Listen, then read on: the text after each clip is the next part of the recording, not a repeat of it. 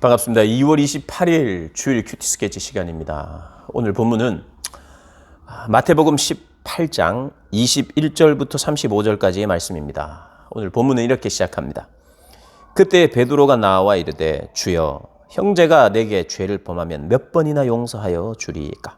7번까지 하오리이까? 여러분 오늘은 용서할 줄 모르는 종의 비유, 용서할 줄 모르는 종에 대한 이야기가 나옵니다. 여러분 베드로가 그때에 묻습니다. 그때 언제요?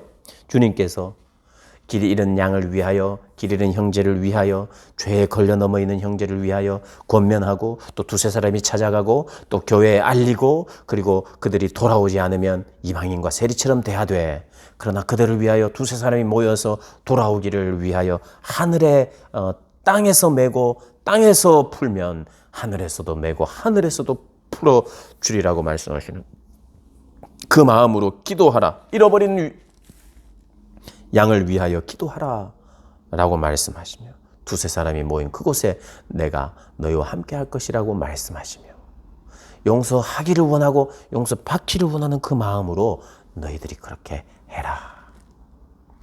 베드로가 궁금했어요. 그 용서해야 될 사람 그리고 용서받아야 될 사람 이런 사람들을 생각하면서 그렇다면 그들을 용서하는 건 얼만큼 해야 되는가? 얼만큼 용서하다가 포기해야 되는가? 또 포기해야 될 사람이 있고 또 포기 안 해야 될 사람이 있는 건 아닌가? 어떤 게 기준인가? 궁금하지 않았겠어요? 얼마나 용서하면 되겠습니까? 7번 용서하면 되겠습니까? 7번 용서해도 이 사람이 변하지 않으면 그 사람은 그냥 이제는 포기하면 됩니까? 이걸 이야기를 합니다. 그런데 예수님이 뭐라고 합니까? 7번뿐만 아니라 70번씩 7번 49번 용서해라. 그 49번만 딱 용서해라는 뜻이 아니라 계속 용서해라. 계속 용서하는 것이다. 우리가 때때로 이런 질문이 반드시 생깁니다. 언제까지 용서해 줘야 되지? 언제까지 저 사람을 기회를 줘야 되지? 왜 교회는 저 사람에게 자꾸 기회를 주지? 왜 저 형제는, 저 리더는 왜 저런 사람들을 기회를 주지? 이렇게 생각을 할 때, 언제까지 하는 것이 맞나 생각을 할 때, 여러분 어떻게 보면 용서를 자꾸 하려고 또 사랑을 하려고 하고 그것을 위하여 기도할 때에 하나님의 임재가 강력하다면 우리가 이 땅을 사는 동안 하나님의 임재, 강력한 하나님의 임재와 하나님의 역사들을 누리기 위해서는 용서할 일이 계속 있는 게 또 상대적으로 좋지는 않을까. 너무 괴로운 일이지만 그러나 하나님의 능력이 나타나고 하나님의 임재가 나타나고 하나님의 역사, 하나님의 나라의 역사는 그런 용서를 통해서인데 우리가 계속해서 용서하는 그곳에 하나님의 더 임재가 더 강력하게 나타난다면 용서를 통해 주님을 더 깊이 만나는 사람이 많았다고 말합니다. 내가 할 수 없는 용서를 주님의 마음을 배우면서 용서를 했고 주님을 더 알게 됐고 나는 주님의 사랑을 더 경험했다고 말하는데 이런 형제 자매들이 우리 주변에 많이 있을 때에 그들을 위하여 품고 기도하면 더 하나님을 깊이 경험하게 되는데 한번 생각해 봐야 될 주제입니다. 여러분. 그래서 용서해야 될 사람이 많으면요. 예수님, 내가 용서라는 주제로 계속해서 기도할 때에 하나님을 더 깊이 만나게 해 주십시오라고 여러분 기도하시면서 사시기를 바랍니다. 그러면서 주님께서 용서에 대한 이야기를 하시면서 이런 이야기를 해요. 24절에 23절에 그러므로 천국은 그 종과 결산하려 하던 어떤 임금과 같으니 결산할 때에 10,000달란트 빚진 자 하나를 데리고 오매 갚을 것이 없는지라 주인이 명하여 그 몸과 아내와 자식들과 그 모든 소유를 다 팔아 갚게 하라 하니 모든 것 다 팔아서 갚으라 말했는데 도저히 뭐든지 다 팔아도 그것을 갚을 능력이 안 돼요. 그래서 그 종이 엎드려 절합니다. 주인에게 참아 주십시오. 다 갚겠습니다. 그렇게 엎드려 빌자 그 종의 주인이 불쌍히 여겼어요. 그러면서 그래 나중에 갚아라 이게 아니라 없었던 걸로 하자.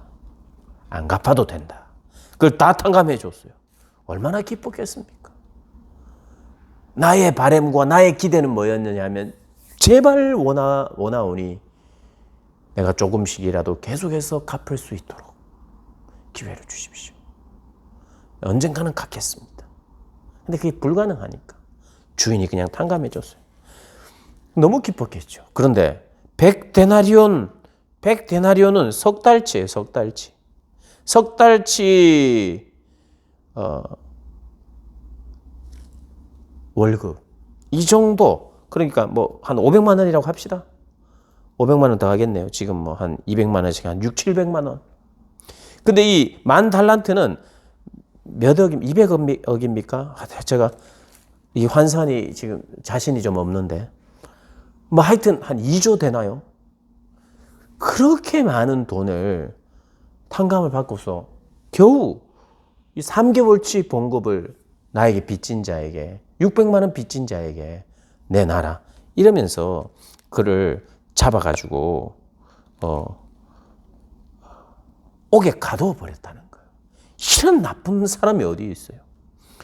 그게 왜 이런 일이 벌어졌느냐 하면은 그 시대의 바리새인과 서기관들이 마치 이랬다는 거예요.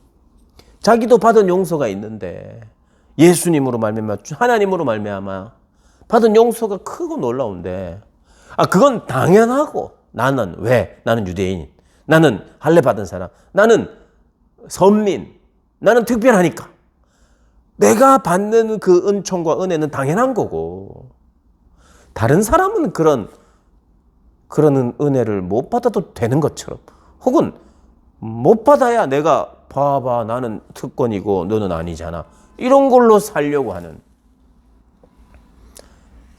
나는 괜찮다. 나는 특별하게 나는 혜택을 받지만 너는 아니야 라고 하는 자기만 특권을 받는 사람으로 존재하려고 하는 잘못된 특권 의식을 가졌기에 내가 받은 걸 많이 생각하지 않고 또 내가 받는 혜택에 대해서 감사하면서 주님께 집중하지 못하고 그건 당연하고 하면서 그 주인에 대해서는 더 이상 생각을 안 한 거예요. 그 주인의 은혜가 너무 고맙고 감사하고 기쁘고 이래야 돼. 그러면 너무 내 주인이 너무 감사합니다. 내가 정말 다 갚을 수 없었는데 그냥 그렇게 다 해결해 주시다니 하면서 감격 속에 있으면 그 사람을 보면 괜찮다고 나도 이만큼 탕감을 받았는데 하면서 오히려 돈을 더 줘요. 또 내가 괜찮다고 하면서 돈을 줘야 되니 이제 600만 원 내놔라 하는 게 아니라 그래서 기회를 주는 것도 아니고 그냥 옥에 가두어 버리는 이런 나쁜 사람들 그런 잘못된 특권 의식 속에 있기에 용서를 하거나 그렇게 하지 못한다는 거예요.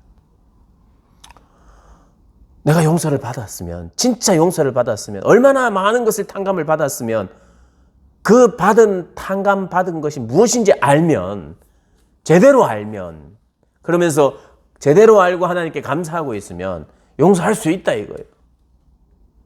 진짜 하나님의 크고 놀라우신 은혜로 받아들인 자인지 아닌지를 알 수 있는 방법은 그가 지금 용서하면서 살고 있는가 아니면 내 삶에서 따질 것 따지고 나는 한 번 아니면 아니야.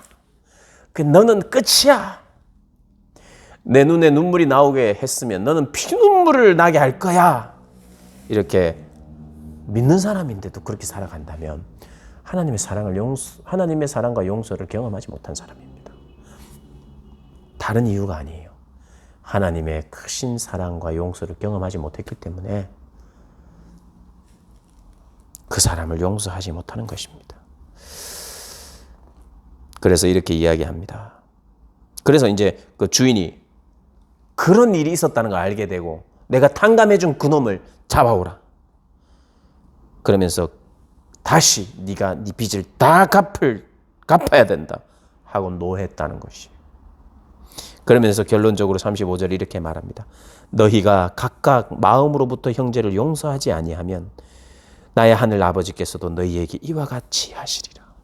각각 마음으로 진심으로 내 형제들을 용서하지 아니하면 하나님도 내가 그를 대하는 것처럼 대하겠다는 거예요. 오늘 본문처럼요. 하나님이 처음에는 탕감하면서 대했어요.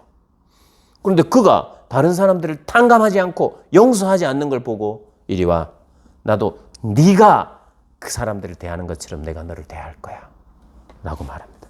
마음으로 형제를 용서하기를 바랍니다. 용서하셔야 합니다. 여러분, 그러고 보면 기독교는 뭐 이렇게 용서를 해야 되고 이렇게 힘들고 용서라는 게 힘든데 또 보면 믿고 그러는데 뭐 자꾸 그렇게 성인군자 만들려고 하느냐. 여러분, 기독교의 생명은요, 용서에 있어요. 용서의 사람이 되지 못한다는 것은 사실 생명이 없는 거예요. 나는 좀 내가 그렇게 마음이 너그럽지 못해서가 아니라요, 생명이 없어서 그래요. 생명의 사람은 용서하게 돼 있습니다. 나는 뭐 용서를 잘 못하고 이게 나는 좀 너그럽지 못하고 나도 나 자신을 이렇게 쪼으면서 살고 남들도 쪼으면서 살아요. 나는 용서는 없습니다. 나는 2번까지는 안 봐줍니다. 생명이 없어서 그래요. 기독교의 생명, 모든 것이 집중되어 있는 게요, 용서의 능력이에요. 내가 용서할 수 있는 사람이 되느냐 마느냐예요. 기독교인이 된다는 것, 신앙이 된다는 것, 비전의 사람이 된다는 것은요, 용서의 사람이 된다는 거예요. 내가 뭔가를 잘하고 뭐 반듯하게 하고 뭐 놀라운 일을 많이 하는 이런 게 아니라요. 기독교의 핵심이요, 중심이요, 우리의 신앙의 자랑이며 우리의 가장 추구해야 될 거예요. 내가 가장 추구해야 되는 거예요. 내가 이를 악물고 추구해야 되는 거예요. 반드시 이런 사람은 되어야 된다는 거예요. 이런 사람은 안 되면 절대 안 되는 거예요. 그게 뭐냐? 용서의 사람이 되느냐 마느냐예요. 여러분, 이 사람이 용서의 사람이 안 되는데 교회는 왜 다닙니까? 성경은 왜 봐요? 기도는 왜 합니까? 기도하는 목적, 성경을 보는 목적, 내 교회 다니면서 신앙생활 하는 거, 봉사하는 거, 이 모든 것이 결국에는 용서의 사람 말이에요. 그 사람 되기 위하여 우리가 신앙생활 하는데 거기에 모든 초점을 맞춰야 되는데 나 이거는 못하겠다. 기독교의 심장과 같은 건데 난 이거는 못하겠다. 다른 거는 뭐 봉사하라면 하고 뭐 하라면 하겠지만 뭐 돈 내라면 내고 내가 뭘 하라고나 내가 뭐든지 하겠지만 용서 이거는 내가 못하겠다. 여러분, 천국 백성이 아니에요. 하나님께 용서받지 못한 사람이에요. 기독교의 심장입니다, 여러분. 심장. 용서. 용서의 사람 되시기를 주님의 이름으로 축복합니다.